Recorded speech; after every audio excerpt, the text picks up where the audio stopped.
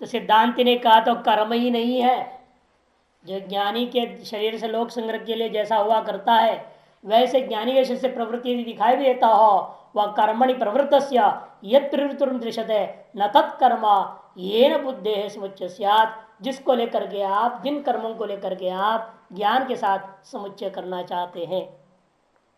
इसमें दृष्टांत यथा भगवतो वासुदेव साक्षात चेष्टितम न ज्ञान समुच्यते पुरुषार्थ सिद्धे तद्वत् तत्फलाभिसंधि अहंकार अभाव से तुल्यत्वात् विदुषः। जिस प्रकार से भगवान वासुदेव भी अपने छात्र धर्मों को चेष्टित कर रहा है, कर्मों को चेष्टित करता है, लेकिन उसके अपने कर्म का उसे ज्ञान के साथ समुच्चय नहीं होता। उसी पुरुषार्थ सिद्धि के लिए ज्ञान के द्वारा उसका समुच्चय नहीं है। उसी प्रकार तद्वदेव तत्फलाभिसंधि अहंकार अभाव से, भाष्यकार यहां जोड़ रहे हैं, केवल फलाभिसंधि अभाव से नहीं, तत्फलाभिसंधि अहंकार अभाव से।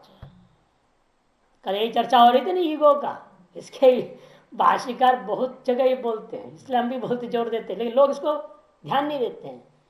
तो कर्मफल त्याग दिया हो गया, अरे कर्मफल त्यागने से नहीं, भाष्यकार क्यों जोर दे रहे हैं? फिर प्रकरण ग्रंथों में भी ऐसे कई बार बोलते हैं, क्योंकि सबसे सूक्ष्म तत्व, मन से भी सूक्ष्म, बुद्धि से भी सूक्ष्म कौन है? अहंकार। इसलिए कहते हैं फलाभिसंधि अहंकार अभाव से तुल्यत्वात् विदुषोपि ज्ञानेन कर्म समुच्चय न स्याद् यथा वासुदेवस्य। क्यों? वो भी समझा दे रहे हैं, क्योंकि तत्वविद तो नाहम करोमिति मन्यते न च तत्फलम अभिसंधत्ते। कि तत्ववेत्ता जो है नाहम करोमि ऐसा ही मानता है और उन कर्म फलों का अनुसंधान भी नहीं करता। न च तत्फलम अभिसंधत्ते, यह बात केवल तत्ववेत्ता को ही नहीं, ये बात मैंने कई बार बोल चुका हूं, जो यहां है देखिए भाष्य में। कोई व्यक्ति रागत ही प्रवृत्त हुआ है, फलाभिसंधि से प्रवृत्त हुआ कर्मकांड में, जैसे अर्जुन राजस्व लोभेन प्रवृत्त हुआ, बीच में भगवान की प्रेरणा से उसके अंदर वैराग्य हुआ, और वैराग्य शोकपूर्ण वैराग्य है, विलक्षण है। तो उसी पर यहां किसी को हो गया, कैसे आदमी को? स्वर्गादि कामार्थिनो अग्निहोत्रादि काम साधन अनुष्ठानाय आहिताग्ने काम्य एव अग्निहोत्राद प्रवृत्तस्य। आदमी कैसा है उसका विशेषण दे रहे हैं कि स्वर्गादि कामार्थिन, स्वर्गादि कामना करने वाला है। और कैसा है? स्वर्गादि कामना करने से होता नहीं है, वो आहिताग्नि भी है, अर्थात इसका बेटा पैदा हो गया है और सारे बाल काले भी थे, इसे से अग्नि का आधान किया हुआ है, वही आहिताग्नि कहेंगे। जो व्यक्ति गृहस्थ आश्रम में गया है और प्रथम उसको भाग्यवशात पुत्र प्राप्त हो गया, और जब पुत्र उत्पन्न हुआ तब उसका समस्त केश जात पुत्र कृष्ण केशो अग्निनादित्य ब्राह्मणे वसंते। ब्राह्मण कैसा है? ब्राह्मणों वसंते, राजन्य ग्रीष्म और शरदी वैश्य। ये विधि के आधार पर उसने ब्राह्मण होने के नाते अग्नि का आधान कर लिया। अन्य ब्राह्मणों को बुला करके श्रौताग्नि को उसने प्राप्त किया, अन्य अग्निहोत्रियों को बुला करके। नियम में कम से कम 11 अग्निहोत्र को बुलाना पड़ता है, और 11 अग्निहोत्र मिल करके उसको अग्निहोत्र बना के देंगे, अग्नि स्थापन करके देंगे। वो आहिताग्नि उस हो गया, मेन अग्नि बना दिया उसने, उस समय आवनी अग्नि बन गया, उससे ही दाक्षिणाग्नि बना लेंगे, फिर गार्हपत्य बना लेंगे। श्रौत अग्नि 3 मिल जाता है। विवाह पर होता है वही होता है ना? वो तो नहीं नहीं नहीं नहीं नहीं। फिर ये विधि क्या हो गया? जात पुत्र कृष्ण केशी, विवाह होते होते वक्त क्या जात पुत्र है क्या? वो अग्नि नहीं नहीं नहीं, वो भी स्मार्त अग्नि है। उपनयन संस्कार में जिस प्रकार से आपको स्मार्त अग्नि मिलता है नित्य होम करने के लिए, विवाह के बाद भी स्मार्त अग्नि मिलता है। अग्नि वो श्रौताग्नि नहीं है, वो भी स्मार्त अग्नि है। श्रौत अग्नि का अग्नि आधान का नियम ही है ना, जात पुत्र कृष्ण केशव, कंडीशन है। इसे विवाह काल में कैसे मिल जाएगा? या तो पहले बेटा पैदा करे बाद में शादी करे, तो बच्चा पैदा होने तक अग्निहोत्र ना कर ही नहीं सकता कोई भी गृहस्थ। ब्राह्मण क्षेत्र में से कोई भी नहीं कर सकते। आहिताग्नि है ही नहीं, वो कैसे कर देगा अग्निहोत्र? तब भी वो नित्य होम करेगा। जो उपनयन संस्कार समय से उपनयन होम करते आ रहा है वही होम करेगा। उस होम में कुछ एडिशन हो जाता है पत्नी के कारण, वो सिखा दिया जाता है। वहां वो आहुतियां सिखा देते हैं उसको, ताकि अब तुम एक नहीं हो, दो हो गए हो। पहले तुम दो पैरों की चिड़िया थे, अब चार पैरों के प्राणी हो गए हो। इसीलिए अब तुमको ज्यादा हवन देना करना पड़ेगा। तो चिड़िया तो उड़ते रहते थे ना, दो पैर की चिड़िया उड़ जाते हैं कहीं भी। अब चार पैर का प्राणी उड़ेगा का दौड़ेगा? वो केवल जमीन पे उड़ नहीं सकता। और चार पैर से 6 पैर 8 पैर के हो जाते हैं, फिर तो हो ही गया काम। कहा था रेलगाड़ी बन गए। तो इसलिए कहते कि देखो वो आहिताग्नि भी है। स्वर्गादि कामार्थी केवल होने से नहीं हुआ ना, स्वर्गादि कामार्थी हो तो अन्य कर्म भी कर सकता है। जो विवाह नहीं करेगा और उसका पुत्र नहीं होएगा, जो आहिताग्नि नहीं हो, क्या स्वर्ग की कामना नहीं कर सकता है? वो भी स्वर्ग कामना करेगा। उसके अन्य कर्म है, अन्य कर्मों के द्वारा वो भी स्वर्ग को प्राप्त कर सकता है। इसलिए यहां पर विष्णु जान के दिया स्वर्ग कामार्थी होते हुए भाष्यकार कहते हैं वाहिताग्नि भी है, अतएव अग्निहोत्र आदि प्रवृत्त हुआ है। अग्निहोत्र आदि काम साधन अनुष्ठानाय, अग्निहोत्र आदि जो कैसे हैं वो कामनाओं के साधन है, विभिन्न प्रकार के फल का साधन है। उनके अनुष्ठान करने के लिए काम्य एव अग्निहोत्रादो, नित्य अग्निहोत्र नहीं, काम्य एव अग्निहोत्रादो प्रवृत्त, प्रवृत्त है पुरुष, प्रवृत्त हो गया, संकल्प कर दिया स्वर्ग रूपी फल के लिए मैं अग्निहोत्र कर रहा हूं। काम्य अग्निहोत्र कर्म को आहिताग्नि स्वर्ग कामी पुरुष स्वर्गाय का साधन भूता काम्य अग्निहोत्र को आरंभ कर दिया। करने के बाद करते करते क्या हुआ, बीच में सामीकृते, सामीकृते माने अर्धंकृते, सामी अर्धम अव्यय, अव्यय है सामी, उसका अर्थ है अर्धम। अर्धंकृते सदी आधा करने पर, विनष्टे कामे, कामना क्या होगी उसकी?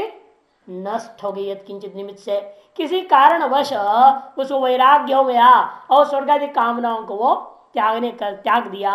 विनष्टे कामे तदेव अग्निहोत्राद अनुतिष्ठतोपि न तत्काम्यम अग्निहोत्रादि भवति, वह उसी अग्निहोत्र को पूरा कर रहा है। तदेव इसलिए जानवर के दूसरा चालू कर दिया, उसको आधे में छोड़ दिया नहीं, आधे छोड़ नहीं सकता। तदेव अग्निहोत्रादि अनुतिष्ठतोपि न तत्काम्यम, लेकिन अब वह अग्निहोत्र काम्य नहीं रह गया। तत् अग्निहोत्रादि न काम्यम भवती, बताओ सकाम किया वह कर्म भी यदि पीछे वैराग्य होने के बाद उस कर्म को पूरा करने पर भी वह कर्म अकाम्य हो गया, तो मीमांसा कौन से ऐसे प्रश्न पूछने पर वो एक जवाब देते हैं स्थिति में, तो वह कर्म अब अंतःकरण शुद्धि का हेतु हो जाएगा। यही हम लोग भी कहते हैं अंतःकरण शुद्धि हेतु हो गया। अतएव जब कर्म का स्वभाव तो नहीं रहा ना, कर्म का स्वभाव कहां रह गया? कुछ जो कर्म पहले काम्य था वही कर्म बाद में अकाम्य हो गया। इस कर्म का स्वभाव काम्यता अकाम्यता नहीं है, आपके अधीन है। वह कर्म काम्य है अकाम्य है, लेकिन उसके अंगों के बारे में विधि के अधीन हम हैं। किसी भी यज्ञ को हम काम्य नहीं कर सकते, नहीं फिर कहो नित्य यज्ञों को भी काम्य कर दो, ऐसा नहीं होगा। काम्य कर्म जो विधे विधे वेद ने विधान कर दिया, यह यज्ञ अमुक कामना के योग्य है, कामना का फल प्रदान करने योग्य है, उसको हम काम्य कर्म कहेंगे। लेकिन वह काम्य कर्म की काम्यता तब तक रहती है जब तक हम उसकी कामना करेंगे। जब उस कामना को त्याग दे, वही काम्य कर्म हमारे लिए नित्य कर्मवत होकर के अंतःकरण शुद्धि का कारण बन जाता है। तथा च दर्शयति भगवान, इस बात को भगवान दिखाते भी हैं। कुर्वन्नपि न करोति न लिप्यते इति तत्र तत्र, कुर्वन्नपि करते हुए भी, वो अग्निहोत्र को पूरा करते हुए भी वह न करोति न लिप्यते च, वास्तव में अब उसका काम्य कर्म कर्तृत्व रूपा कर्तृत्व उसके अंदर नहीं रह गया, न करोति, और उसका फल रूपता जो कामना स्वर्ग के साथ उसका कोई लेप संबंध नहीं रह जाता है, न लिप्यते इति तत्र तत्र। इसी के दृष्टांत में लोग बताते रेलगाड़ी की यात्रा के समान है। आप जब रेलगाड़ी में यात्रा करते हैं, आजकल भी थोड़ा लंबाई दूराई बढ़ा दिया, पहले तो था 500 किलोमीटर के बाद आप यात्रा को बीच में छोड़ सकते हैं, ब्रेक कर सकते हैं, ब्रेक जर्नी कहते हैं उसको। आप मान लो किसी ट्रेन में बैठे और यहां से आप जा रहे हैं बंगलौर तक, और बीच में भोपाल में 500 मीटर क्रॉस हो गया ना तो उतर गए। वहाँ स्टेशन मास्टर को लिखा देंगे, वो अगला दिन किसी और दिन जब 4 दिन बाद आप जाना चाहेंगे तो आपको फिर वो टिकट दे देगा। लेकिन आपकी जो ये यात्रा थी वो कामना आपने त्याग दिया बेंगलोर को, यात्रा तो चला और वो यात्रा बदल गया, अब स्वरूप उसका, अब जहां गए हो सकता है वहीं मन लग जाए और आगे जावे ही नहीं, वहीं रह गए भोपाल में, वो कामना ही छूट गया। दोबारा वो यात्रा वो रास्ता भी खत्म हो गया, सारा चीज खत्म और अन्य फल प्राप्ति हो गई। उसी पर यहाँ पर भी चला था कामना को लेकर के उस यात्रा में, वो उसको छोड़ दिया और अन्यत्र चला गया, अंतःकरण शुद्धि फल मिल गया। उसी का संकेत में कह दिया तत्वित्त नाम करोमि इति। ठीक है, 14 सूत्रानुसारेण विदितोनुष्ठेय से कर्मणो धर्मत्वाद व्यापार मात्र से तथात्व भावात तत्वविदश्च वर्णाश्रमाभिमान शून्यस्य अधिकार प्रतिपत्य भावाद यागादि प्रवृत्ति नाम अविद्यालेशतो जायमाना नाम कर्माभासत्वात् कुर्याद् विद्यान इत्यादि वाक्यम न समुच्चय प्रापकम इति भावः। समझाए बहुत सुंदर ढंग से। यद्यपि 14 सूत्र मैंने विधि सूत्र कौन, मीमांसा दर्शन का 14 लक्षणों अर्थो धर्म, एक सूत्र है 14 लक्षणों अर्थो धर्म, जिसकी व्याख्या अर्थ किया वेद प्रतिपाद्य प्रयोजनवद अर्थो धर्म, ये लक्षण बनाया धर्म का। उस सूत्र में कहे अनुसार विधितो अनुष्ठेय से कर्मणो धर्मत्वा, विधि से वेद प्रतिपाद्य विधियों से कहे हुए पदार्थ कर्मों का अनुष्ठेयता अनिष्ठेय से पदा कर्मण वो धर्मत्वात् वही धर्म होता है। तद व्यापार मात्र से तथात्व भावात, इसलिए लेकिन तादृश व्यापार मात्र को धर्म नहीं कहा जाएगा। अतएव तत्वविदश्च वर्णाश्रम मान शून्य, तत्ववेता कैसा है, वर्णाश्रम के अभिमान से शून्य है।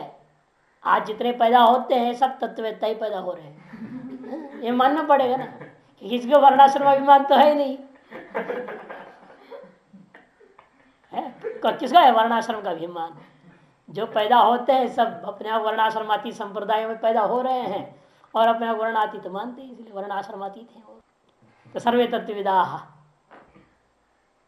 भ्रांत तत्वविदा कहना पड़ेगा।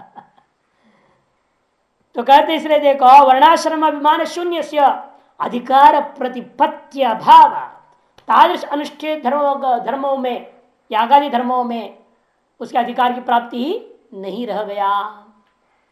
प्रतिपत्ति भावाद यागादि प्रवृत्ति नाम अविद्या लेशतो जायमाना नाम, लेकिन यागादियों में प्रवृत्ति दिखाई दे रही है, वो कैसी दिखाई दे रही है, अविद्यालेशतो कह दिया। अविद्यालेश की वजह से उस तत्ववेत्ता उसके अपनी क्षत्रिय क्या करे, सन्यासी तो हो नहीं सकता है, तो इसलिए वो अग्निहोत्र कर रहा है, लेकिन तत्वज्ञानी है। अविद्यालेश शरीर है, शरीर की वजह से और वर्णाश्रम धर्मानुसारेण उसको प्राप्त कर्मों को कर रहा है। असल में कर रहा है नहीं करना चाहिए, हो रहा है, अभ्यासाद हो रहा है, वो करना है, हो रहा है, चल रहा है। अब उसको जो है आप उन कर्मों के साथ समुच्चय ज्ञान को मोक्ष के प्रति नहीं कर सकते। क्यों? क्योंकि वे जो जायमान कर्म कैसे हैं, कर्माभासत्वात् कर दिया, क्योंकि सब वास्तव में कर्म नहीं, वह कर्माभास है। अतएव कुर्याद विद्वांस तथा आसक्त चिकीर्षोर लोक संग्रह श्लोक के आधार पर आप जो इस वाक्य को लेकर के न समुच्चय प्रापकम, ज्ञान के समुच्चय का प्रापक कहते रहे और वास्तव में समुच्चय का प्रापक नहीं हो सकता। वा शब्दश्चार्थ द्वितीयस्तु विविदिशा वाक्यस्थ साधनांत संग्रहार्थ। वा शब्दश्चार्थ, वा शब्द गाया हाँ वह है ना, यस्तु अज्ञानात रागादि दोष तो वा, अज्ञानात रागादि दोष तो वा कर्मणि प्रवृत्तस्य यज्ञेन दान तपसा वा विशुद्ध सत्वस्य इत्यादि जो कल जो पंक्ति हमने पढ़े थे शुरू में इस पूर्व पक्ष का, उसमें है वाह। वहां भी दो वाह है, दो वाह शब्द आया है। पहले वाले वाह शब्द का अर्थ कर रहे हैं क्या, कहते हैं कि चार अर्थ में लेना उसको, चार अर्थ में। और दूसरी वाली वाह है दाने तपसा वाह विशुद्ध सत्वस्य, वहां जो वाह है द्वितीय से तो कहते हैं द्वितीय तो विविदिशा वाक्यस्थ साधनांतर संग्रह, अन्य भी जितने साधन विविदिशा वाक्य यज्ञ दान तपसा अनाशक्येन है ना, यज्ञ दान तपसा अनाशक्येन शब्द है, वो भी जोड़ लेना यहाँ पे। यज्ञ दान तप्ति नहीं लिया, वहां से अनाशक्येन भी जोड़ देना, उसको विविदिशा वाक्य कहते हैं। बृहदारण्यक उपनिषद का उस वाक्य को विविदिशा वाक्य कहा जाता है। यज्ञ दान तपसा अनाशक्येन ब्राह्मणा विविदिशन्ति, ये पंक्ति है, वहां मंत्र है। उस वाक्यस्थ शेष साधनों को यहां जोड़ लेना, ऐसे कह दिए। सांसारिकम ज्ञानम व्यावर्तित, यह सांसारिक ज्ञान की बात हम नहीं कर रहे हैं। व्यावर्तित परमार्थेति, परमार्थ तत्व विषय एकमेव इदम सर्वम ब्रह्म अकर्तृचैति भाष्य में था। तदेव अभिनयति एकमेव इति प्रवृत्ति रूपम इति रूप ग्रहणम आभासत्व प्रदर्शनार्थम, जो भाष्य में था आज जो पढ़ रहे थे हम, यत प्रवृत्ति रूपम दृश्यते न तत् कर्म, यत प्रवृत्ति रूपम क्यों कहा, प्रवृत्ति आभासम इत्यर्थ, रूप का अर्थ आभास। कर्माभास समुच्चयस्तो यादृच्छिकत्वात् न मोक्षम फलित शेषा, क्योंकि कर्माभास का समुच्चय तो यादृच्छिक है, क्योंकि करे न करे इसे कोई भरोसा नहीं।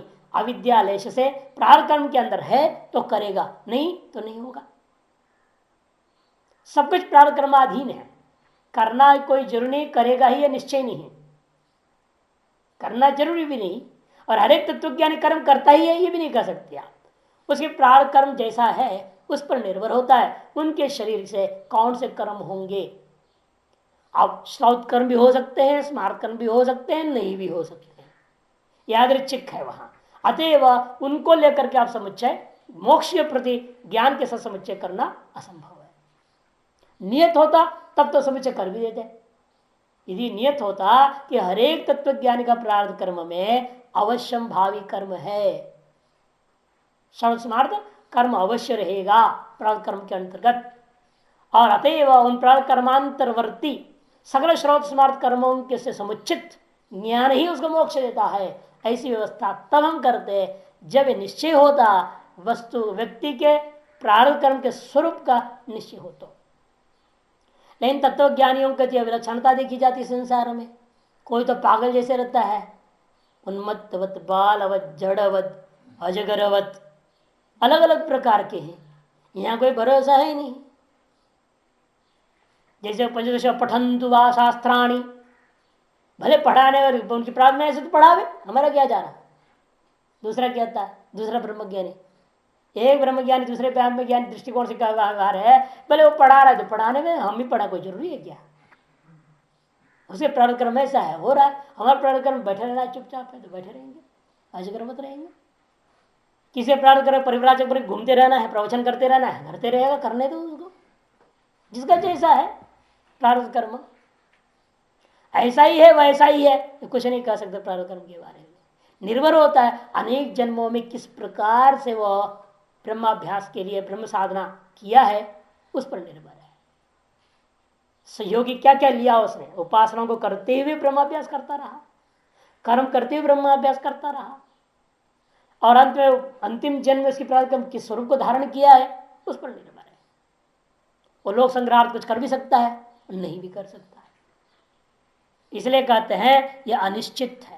यादृच्छिकत्वात् शब्द कर दिया, यादृच्छिकत्वात् न मोक्षम फलति शेषः। किंच ज्ञानिनो यागादि प्रवृत्ति न ज्ञानेन तत्फलेन समुच्यते, न ज्ञानेन तत्फलेन च समुच्यते। फलाभिसंधि विकल्प प्रवृत्तित्वात् अहंकार विधुर प्रवृत्तित्वाद्वा भगवत प्रवृत्तिवद इत्याह। किंच, दूसरी बात यह है ज्ञानी का यागादि में जो प्रवृत्ति है वह ज्ञान के साथ या फल के साथ में समुच्चय नहीं हो सकता, क्योंकि फलाभिसंधि विकल है, वो रहित है, वो फलाभिसंधि रहित प्रवृत्ति होने से और अहंकार आदि का भाव विशिष्ट प्रवृत्ति होने से, जैसे दृष्टांत क्या है, भगवान के समान।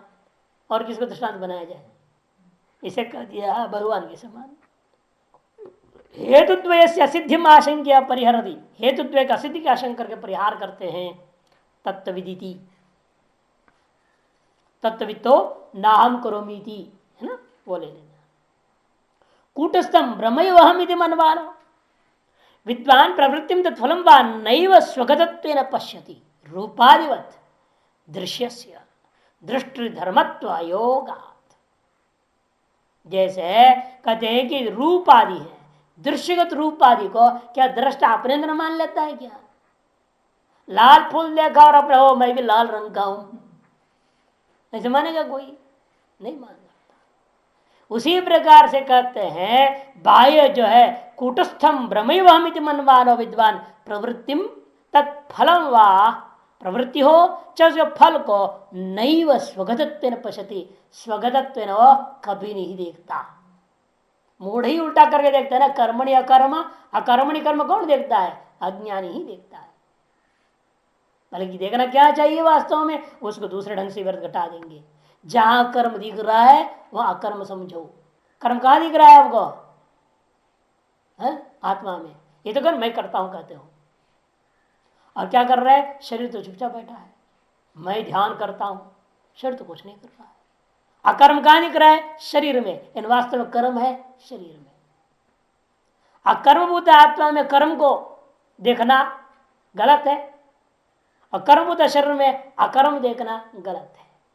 किंतु कर्मभूत शरीर में आप कर्म को देखिए, अकर्मात्मक आत्मा में अकर्म को देखिए। अज्ञानी जहां कर्म को देख रहा है वहां आप अकर्म को देखेंगे, और जब अज्ञानी अकर्म को देखता है वहां आप कर्म को देखेंगे। विपरीत है। इसलिए कहते हैं वो अपने अंदर वो इसको देखता नहीं है। स्वगतत्व न पश्यति। दृष्टांत क्या है? रूपादिव दृश्य से दृष्टि धर्मत्व योगाद, दृश्य रूपादि के समान दृष्टा का धर्म जैसा नहीं होता वैसे। किंतु कार्यकरण संघात गतत्व नैव, कार्यकरणगत, कार्यकरण क्या है? संघात, इसमें ही होता है सारा प्रवृत्ति आदि प्रतिपद्यते। ततः इसलिए उस तत्वविद व्याख्यान भिक्षाटनादौ अहंकार से तृप्त्यादि फलाभिसंधेश्च आभासत्वात्, इसलिए वो जो पढ़ा रहा है, प्रवचन करता है, कथा करता है, व्याख्यान कर रहा है, और भिक्षाटन आदि भी जो प्रवृत्ति दिख रही है वहां भी क्या है? अहंकार से तृप्त्यादि फलाभिसंधेश्च आभासत्वात्, वहां किंचित जो अहंकार दिख रहा है या किंचित जो कुछ प्रवृत्ति दिख रही है, तृप्त्यादि फल दिख रहा है, वो सब आभास मात्र ही है, न असिद्धम हेतुद्वयमित्यर्था। इसलिए हमारे तरफ जो हेतुद्वय है कर्म ज्ञान के असमुच्चय के प्रति वह सिद्ध नहीं है। ननु ज्ञानोदय प्राग अवस्थायाम इव उत्तर काले भी प्रतिनियत प्रवृत्त्या दर्शनात् न तत्व दर्शनिष्ठ प्रवृत्त्याधेर आभासत्व इत्याह। तब कोई कहे ज्ञानोदय से पहले अवस्था में जैसा था उत्तर काल में वैसे ही रहता है प्रवृत्ति आदि, तो फर्क तो कुछ नहीं दिखता है ना। यानी कि ज्ञान से पहले वो हाथ से मुंह में खाता था, अब कैसे खाएगा? कुछ और ढंग से खाएगा क्या? इतना है, हम भी मजाक करते कहते थे नहीं नहीं ऐसे कैसे होगा, पहले वो हाथ से खाता था अब सोने का चम्मच से खाएगा। बड़े मंडले सब लोग खाते हैं, ब्रह्मज्ञान लोग है ना, श्रोत्र लोग होते हैं, वो लोग क्या करते? चांदी का चम्मच सोने का चम्मच से खाते, हाथ से नहीं खाते। ऐसे मजाक करने वाली बात है। लेकिन वह सच्चाई में क्या है तो कहते कि देखो वास्तव में प्रक्रिया क्रिया में कोई अंतर नहीं। शिवान जी बोलते थे, कहते थे carrying chopping wood and carrying water before enlightenment and after enlightenment. आत्म साक्षात्कार से पहले भी हम जंगल जाते शौच करने और लकड़ी काट के लकड़ी साथ में ले आते थे, ला के रसोई कर रख दिया, फिर नीचे जाते गंगा जी नहाने, वहां से गंगा जल ढोके लाते थे ऊपर मंदिर पे। यह परंपरा रही, उन्होंने अपने चेलों को सबसे कराते थे, जाओ जंगल में शौच करने और नीचे जाओ यहाँ, फिर वहां से गंगा जल लो, फिर एक बाल्टी व टंकी में डालना रसोई के बगल में, और मंदिर में भी एक टंकी डालना पड़ेगा। एक आदमी यहाँ डाले, एक वहां डालता था, दोनों टंकी भरना है। तो क्या chopping wood and carrying water before enlightenment and after enlightenment, then what is the difference?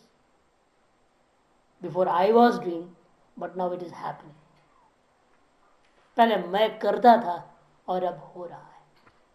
ये अंतर, ये अंतर को समझाने के कह रहे हैं। पूर्व पक्षी ने कहा नहीं पहले जैसे ही दिख रहा है ना, इसलिए उसको आभास नहीं मानना चाहिए दिखाई देने के कारण से। पूर्व पक्षी कहता है ज्ञानोदय से पहले जैसे दिखाई था, जैसे था वैसे उत्तर काल में भी होने से प्रतिनियत प्रवृत्ति है। दर्शनार्थ प्रतिनियत प्रवृत्ति है, जैसे पहले था बिल्कुल वैसी की वैसी है। किसी भी प्रवृत्ति में कोई अंतर नहीं दिख रहा है। न तत्वदर्शन निष्ठ प्रवृत्ति आदि है आभास। तुम तत्वदर्शी में निष्ठ प्रवृत्ति आदि को आभास आप नहीं कह सकते।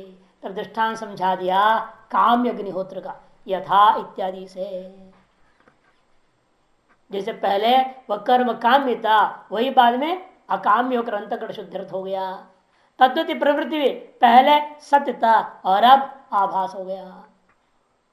स्वर्गादिरेव स्वर्गादिरेव काम्यमानत्वात् कामः तदर्थिन स्वर्गादि कामस्य अग्निहोत्रादिर अपेक्षित स्वर्गादि साधनस्य अनुष्ठानार्थम अग्निम आधाय व्यवस्थितस्य। स्वर्गादिरेव काम्यमानत्वात् कामः, स्वर्गादि काम्य होने से स्वर्गादियों को हम क्या शब्द से बोलते हैं? काम। तस्य अर्थी थी तदर्थी तदर्थिनः, उसको चाहने वाला। तदर्थिनः स्वर्गादि कामस्य, स्वर्गादि कामनाओं का अग्निहोत्र आदि अपेक्षित स्वर्गादि साधनस्य, स्वर्गादि काम के प्रति अग्निहोत्र आदि में अपेक्षित स्वर्गादि की साधनता है, ये श्रुति से ज्ञापित है। अनुष्ठानार्थम अग्निम आधाय, इसलिए उसको अनुष्ठान करने के लिए क्या करता है वो? अग्नि का आधान करके। व्यवस्थित व्यवस्थित आदमी है वह। तस्मिन् कामे कर्मणि प्रवृत्त अर्धकृत है, उस काम्य कर्म प्रवृत्त हुआ व्यक्ति के अंदर अर्ध करने पर आधा कर्म होगा। इतने में बीच में क्या हो गया? केनाप हेतु न कामे विनिष्ठे, पता नहीं कोई हेतु आ गया, किसी कारणवश क्या हो गया? उसकी कामना नष्ट हो गई। केनापि हेतु ना कामे विनष्टे तदेव अग्निहोत्रादि निर्वर्तयतो, उन्हीं अग्निहोत्रादियों को वो संपादन कर रहा है, अनुष्ठान कर दे रहा है। करने पर भी न तत्काम्यम भवति, काम्य नहीं होता। किंतु नित्य काम विभाग से स्वाभाविक भावात, क्यों कि नित्य और काम्य का जो विभाग है वह स्वाभाविक नहीं है, इसलिए अंगों में अंतर नहीं पड़ता। अग्निहोत्र नित्य अग्निहोत्र भी है, काम्य अग्निहोत्र भी है, नित्य दर्श पूर्णमास भी है, काम्य दर्श पूर्णमास भी है। उनके अंगों में कोई अंतर नहीं है। इसका मतलब क्या? कर्म में कोई फर्क नहीं पड़ रहा है, केवल संकल्प में फर्क पड़ गया। इसे नित्य और काम्य कर्मों के स्वरूप में वास्तव में क्या है? विभाग का स्वाभाविक विभाग कुछ भी नहीं है। स्वाभाविकत्व भावात कामोपबंध अनुपबंध कृतत्वात्, इतना ही अंतर है। काम से उपबद्ध है तो काम्य नाम रख देंगे उसी कर्म को, और काम से उपबद्ध नहीं है वो अकाम या नित्य आदि नामों से रख दिया जाता है। तथा विदुषोपि विद्याधिकार अभाव, इसलिए विद्वान के अंदर के भी कर्मों में विद्यादि का अधिकार उसको है नहीं। इसे यागादि प्रवृत्ति नाम कर्माभासता, यागादि प्रवृत्तियों में कर्माभासता मानी जाएगी। विद्युत प्रवृत्ति नाम कर्माभासत्व चित्र भगवत अनुमति उपन्यास, भगवान की अनुमति इसमें है, इस बात को दिखा रहे हैं। तथा च दर्शयति भगवान कुर्वन्नपि न करोति न लिप्यते इति तत्र तत्र। न विद्युत व्यापार भी कर्म शब्द प्रयोग दर्शनार्थ तद व्यापार से कर्माभासत्व पत्ते है। तक लेकिन समस्या है, जो विद्वान जो कार्य कर रहे हैं उसको भी कर्मी तो कहेंगे लोग। लोग क्या कहेंगे? कर्म कर रहे हैं, काम कर रहे हैं, हर इतने बड़े आदमी होकर कैसे कैसे काम कर रहे हैं, लोग ऐसे बोल देते हैं। बगीचा में बैठे हुए हैं, झाड़ू मार रहे हैं, घास उखाड़ रहे हैं, पत्थर भी उठा रहे हैं, मैंने क्या क्या करते हैं, कैसे है ये? अब उनको तो कर्म दिख रहा है ना, वो उनको कर्म दिख रहा है। इसीलिए आप कैसे उसको कर्माभास कह दे रहे हो? सारी दुनिया उसको कर्म दृष्टिया देख रही है और आपका जो कर्माभास है वो। तब पूर्व पक्ष जवाब देते हुए हैं इसीलिए उन कर्मों का समुच्चय माननी चाहिए। जब सारी दुनिया उसको कर्म कह रही है तो कर्म कर ही रहा है, ज्ञान अभ्यास भी चल रहा है, कर्म और ज्ञान दोनों चल रहा है उससे, इसे कर्म और ज्ञान समुच्चय से मोक्ष होता है, सिद्ध हो गया। इत्याह यच्च पूर्वतरं कृतम् कर्मणैव ही संसिद्धिम आस्था जनकादयः यदि तत्व प्रविभज्य विज्ञेयम्।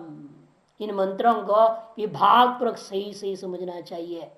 संसिद्धि शब्द का अर्थ भी सम्यक समझो। यहां पर अभी आपको बहुत सुंदर ढंग समझाएंगे। संसिद्धि का शब्द सीधा मोक्ष नहीं लेना। मोक्ष अर्थ भी एक पक्ष है, इसे विभज्य कह दिया। कहा कैसे लेना है ये विवेक करना पड़ेगा। इसको समझा रहे तत्व विभज्य विज्ञेयम, विभाग करके इसको सही सही जानो। जनकादि जो तत्ववेत्ता प्रवृत्त कर्म वाले हैं होने पर भी वो आवश्यक अतत्विद हैं। वे तत्विद हैं या अतत्विद हैं, ऐसे विकल्प से समझना पड़ेगा। प्रवृत्त कर्म वाले होने के कारण उनको तत्वित मानना चाहिए या अतत्वित मानना चाहिए, ये विकल्प करके समझना है। ज्ञान कर्म सुविचित्य संसिद्धि हेतुत्व प्रतिपन्ने कुतो विभज्यार्थ ज्ञानम यदि पृच्छति तत्कथम। तो प्रश्न उठा वो कैसे हो सकता है। किम जनकाद्युपि तत्त्वविदः प्रवृत्त कर्माण स्युः आहोस्विद अतत्त्वविद इति विकल्प्य प्रथम प्रत्याह। पहला पक्ष है तत्ववेत्ता होते हुए भी प्रवृत्त कर्म वाले थे। दूसरा पक्ष है अतत्विद होने के नाते वे प्रवृत्त कर्म वाले थे। उसे पहला पक्ष का जवाब मूल में यदि तावत पूर्वे जनकादिस्तत्विदोपि प्रवृत्त कर्माण स्युः ते लोक संग्रहार्थम गुणागुणेश वर्तयति च ज्ञानेनैव संसिद्धिम् आस्थिताः कर्म संन्यासे प्राप्ते भी कर्मणा सहैव संसिद्धिम् आस्थिता न कर्म संन्यासं कृतवन्तः इति एषो अर्थः। पहला पक्ष में पूर्वे जनकादयः तत्त्वविदोपि तत्त्ववेत्ता होने पर भी प्रवृत्त कर्म वाले होने से प्रवृत्त कर्माणः स्युः ते दो हेतु हो सकते हैं। लोक संग्रहार्थम, यह तो लोक संग्रहार्थ कर रहे थे, एक छात्र धर्म है वह पालन कर रहे हैं। गुणागुणेश वर्तन्ते ज्ञानेनैव संसिद्धिम् आस्थिताः इति च अलग कर दो। गुणागुणेशु इति च, तो दो पक्ष है ना, लोक संग्रह के लिए है या गुणागुणेशु वर्तन्ते। फिर उन्हें मोक्ष कैसे प्राप्त किया? ज्ञानेनैव संसिद्धिम् आस्थिताः, ज्ञान के द्वारा ही संसिद्धि को प्राप्त किए। तो संसिद्धि में कर्म क्यों कर रहे हैं? फिर कर्म संन्यास होना चाहिए। कहते नहीं, कर्म संन्यास प्राप्त कर्मणा सहैव संसिद्धिम् आस्थिता, कर्म संन्यास का प्राप्त होने पर भी कर्म के साथ में संसिद्धि को उन्होंने प्राप्त किया है। न कर्म संन्यास कृतवन्तः, न कर्म संन्यास नहीं किया है, ऐसा पहला पक्ष में अर्थ ले लेना। अथ न ते तत्त्वविदा, दूसरा पक्ष है या तो उनको तत्ववेत्ता ही मत मानो। ईश्वर समर्पितेन कर्मणा साधन भूतेन संसिद्धिं सत्व शुद्धिं ज्ञानोत्पत्ति लक्षणाम वा संसिद्धिं आस्थिता। अथवा यह अर्थ ले सकते हैं अथवा न ते तत्वविदा, वो तत्ववेत्ता ही नहीं थे और कर क्या रहे थे फिर वो, उनको बड़े ज्ञानी माने जा रहे हैं। लेकिन वास्तव ये स्थिति ईश्वर समर्पित कर्म के द्वारा, साधन भूत के कर्म के द्वारा वह संसिद्धि का अर्थ सत्व शुद्धिम। कैसी सत्व शुद्धि हो भी? केवल अंतरण शुद्धि नहीं, ज्ञानोत्पत्ति लक्षणाम सत्व शुद्धि, ज्ञानोत्पत्ति रूपा अथवा ज्ञानोत्पत्ति रूप संत सत्व शुद्धि को उन्होंने संसिद्धि को प्राप्त कर लिए थे। जनकादिति व्याख्या ऐसे व्याख्यान कर लेना चाहिए। कहते ऐसे कैसे व्याख्यान कर दोगे हम? दूसरा पक्ष तो बड़ा कठिन मानना, जनकादि के प्रति लोगों की अपनी एक अलग कल्पना है और आप ऐसा कह दे रहे हैं, ऐसे कैसे हो सकता है? कहते हैं स्वयं भगवान ने कहा है ना, स्वकर्मणात्मभ्यर्च सिद्धिम, वहां सिद्धि में संसिद्धिम समुपसर्गित तो जोड़ा है। ये तमेव अर्थम वक्ष्यति भगवान सत्व शुद्ध कर्म कुर्वन्ति इति, यही अर्थ को कथन करेंगे भविष्य में 18वें अध्याय में। भगवान सत्व शुद्धि के लिए कर्म करते हैं लोग।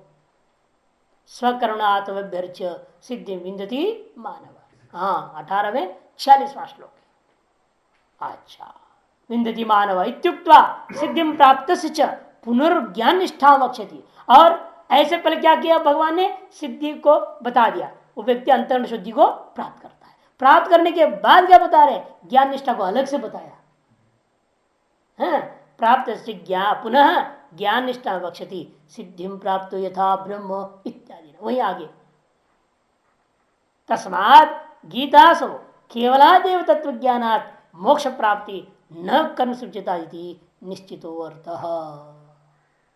इसलिए संपूर्ण गीता शास्त्र में केवल तत्व ज्ञान से मोक्ष को कथन किया हुआ है और कर्म समुचित ज्ञान से नहीं, ये निश्चित पदार्थ हो गया। ठीक है, मैं थोड़ा तत्वित्व कथम प्रवृत्त कर्मत्व कर्म नाम किंचित कर्तव्य इत्याशंक्य ते लोक संग्रहार्थम। यदि तत्ववेत्ता है फिर प्रवृत्त कर्म कैसे हो गए वो, तब कहते लोक संग्रह के लिए मान लो। तेषाम उक्त प्रयोजनार्थम अपनी न प्रवृत्ति युक्ता। यदि कोई कहे लोक संग्रह के लिए भी उनमें प्रवृत्ति मानना उचित नहीं है, भाई भगवान थोड़ी अवतार थोड़ी ले रहे, चित्र ब्रह्म ज्ञानी है, सब अवतार है क्या? लोक कल्याण राक्षसों को मारने या किसी और काम से आए यहाँ पे? ये तो है नहीं। इसे हर एक ब्रह्म ज्ञानी के अंदर जन क्या कर रहा था? बैठे चुप राजा था, वो तो भोग कर रहा। वो कौन से अवतार है, कौन से राक्षस को मारने, कौन से धर्म स्थापना कर रहा है? उसको प्रवृत्त कर्म हम क्यों माने? यदि कोई कहे गुणा गुणेश वर्तन्ते, तो दूसरा हेतु दे दिया। न प्रवृत्ता सर्वत्र उदासीन, क्योंकि ऐसा ब्रह्म ज्ञान तो क्या होता है? उदासीन उदासीनो, वो उदासीन रहता है। तब जवाब देते हैं गुणा गुणेश वर्तन्ते। प्रारब्ध कर्म ऐसे था, वैसे भोग भोग शरीर राजा बने रह करके मरना था, उसका भोग ऐसा था प्रारब्ध कर्म, इसलिए ऐसा पड़ा है।